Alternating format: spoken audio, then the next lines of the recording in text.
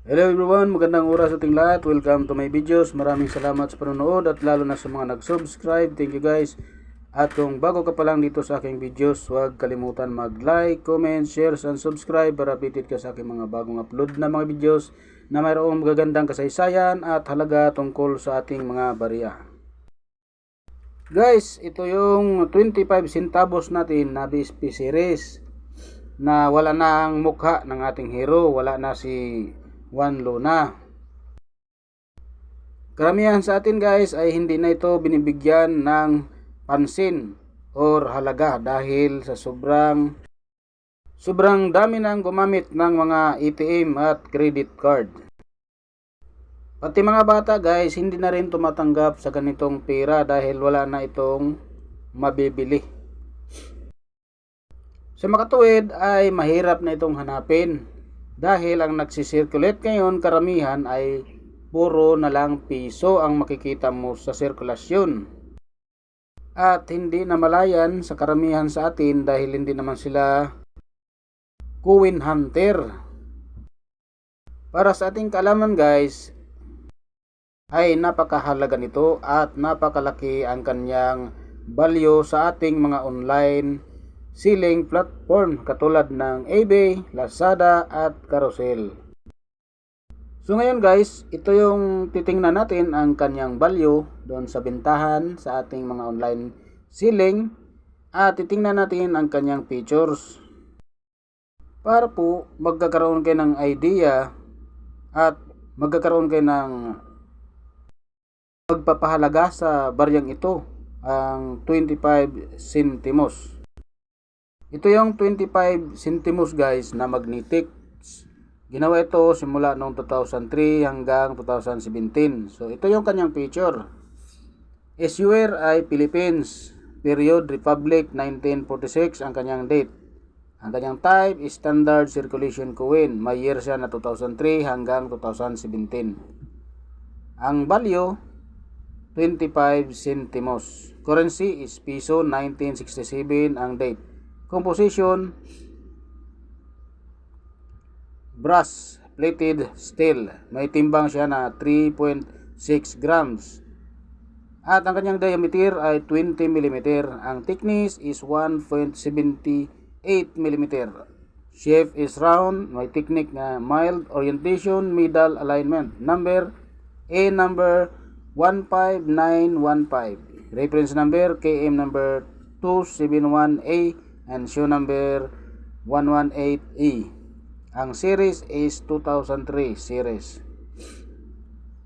At ito ang kanyang overs guys, ang value at center, may script siya na Latin. Lettering Republika ng Pilipinas, 25 centimo. 2004 ang kanyang year. Translation Republic of the Philippines. At ito naman ang kanyang reverse guys, ang seal of the Central Bank of the Philippines. Ang script is Latin.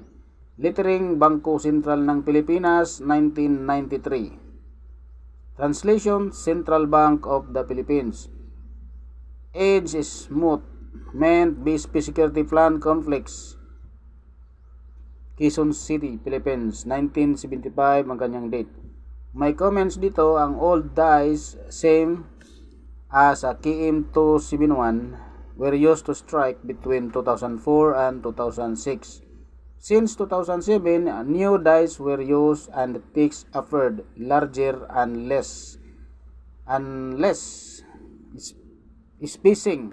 However, varieties exist on coins from 2007 since part of the coins is still using an old die to strike at the reverse side of the coin. So ito yung 2004 natin guys na 25 centimos. Ay napakagandang condition pa. Mayroon siyang 52% ang inilabas. At mayroon siyang extra fine na 11 pesos. About uncirculated is 18 pesos. Uncirculated is 25 pesos. So yan guys ang presyuhan galing sa ating source of information sa enomista.com.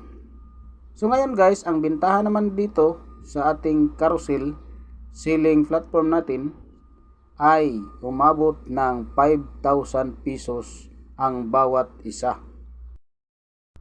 So kung mayroon niyang magandang kondisyon guys at nagkakaroon din ng magandang pagkaka-error, kaya umabot ng ganyang kalaki ang halaga, 5,000 pesos.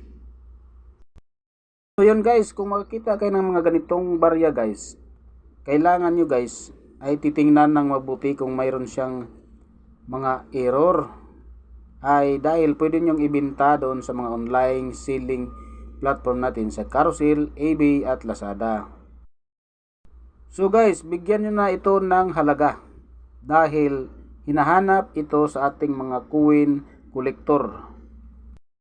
Yun guys, ang nakuha nating mga impormasyon tungkol sa ating 25 centimo na BSP series galing sa ating mga online at source of information. So maraming salamat sa panonood guys, at huwag kalimutan mag-like, comment, share and subscribe para updated ka sa aking mga bagong upload na mga videos tungkol sa mga barya. God bless sa ating lahat.